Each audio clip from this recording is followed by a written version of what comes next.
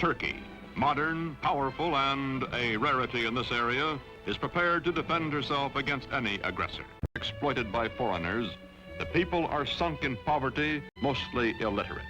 The Turkish Empire continues to exist only because the European nations cannot agree among themselves to dismember her.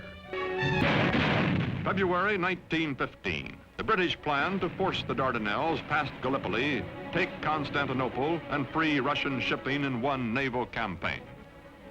Mustafa Kemal is an unknown officer commanding a feeble Turkish division at Gallipoli. His brilliant strategy and ferocious personal leadership changed the course of the battle, the campaign, and the war.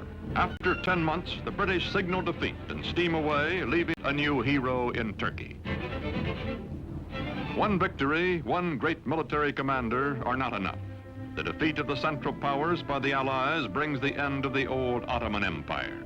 It is carved away, leaving only Turkey proper, a much smaller and more homogeneous land which, with leadership, may become a nation. November 1918. The ships of the victors crowd the harbor at Constantinople after World War I. From France and from Great Britain, occupation troops disembark to take over the ancient capital. Sure that the Allied armies in Constantinople will do nothing to prevent it, Greece is preparing for an invasion of Turkey. On May 15, 1919, the Greeks land their troops. In Ankara, in the heart of Turkey, Mustafa Kemal organizes the Turkish liberation movement, takes command of the Free Turkish Army. Quickly, Mustafa Kemal gathers the forces of unoccupied Turkey under his almost unchallenged domination. His hastily recruited bodyguards stand ready to defend him with their lives. Ammunition must be made by hand, by old men and hungry workmen, boys and children. Mustafa Kemal's Turkey is going into battle with the Greeks. The war with the Greeks lasts 3 years, from 1919 to 1922. The Turkish people know it is a war of extermination, atrocious, no quarter given or asked. Heroically led, the Turks advance against the invaders.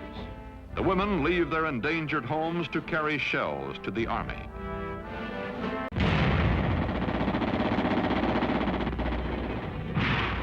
September 1922. The Greeks are driven back to the Aegean Sea. Offshore, Allied rescue ships stand by.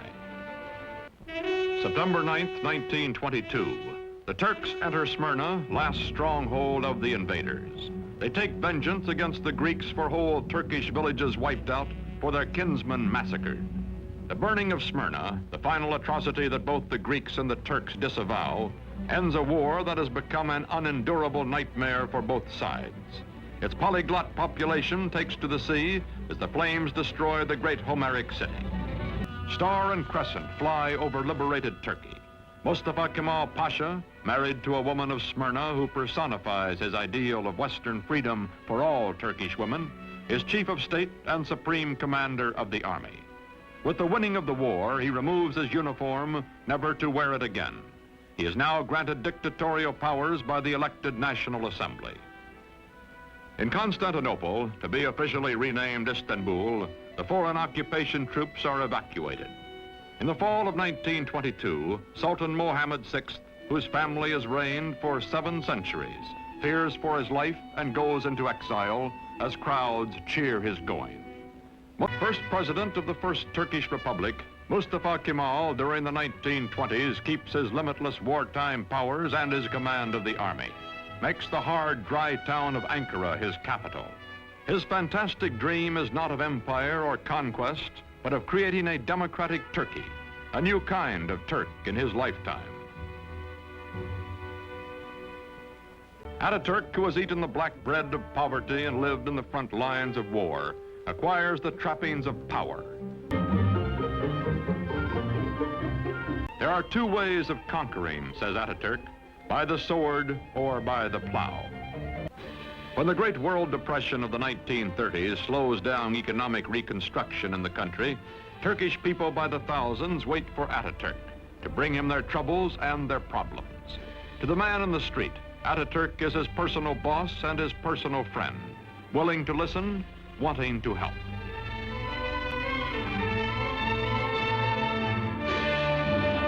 Turkey begins to move into the 20th century, builds dams, mills, factories. The European nations compete briskly for Turkish trade, for her surpluses, her chrome, and her tobacco, in exchange for the manufactured goods, machinery, and arms she imports. Turkey's foreign relations are excellent, but war is in the offing. Ataturk hopes Turkey can remain neutral, as indeed she will do during most of World War II. Now, Ataturk gives his personal fortune to the nation, lives quietly, spends time teaching the youngest of his 6 adopted daughters the alphabet he made all Turkey learn. Long ago, he has said, "I will lead my people by the hand along the road until their feet are sure and they know the way. Then my work will be done."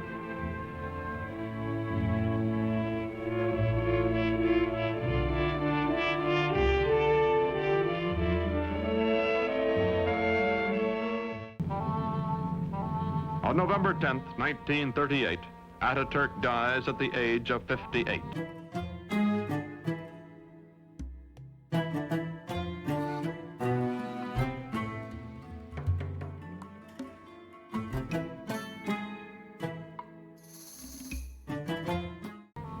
Years of his life he spent in active warfare fighting for Turkey. For 15 years, until his death, he was our first president and absolute ruler. His last command is that his successor be one who will follow his course.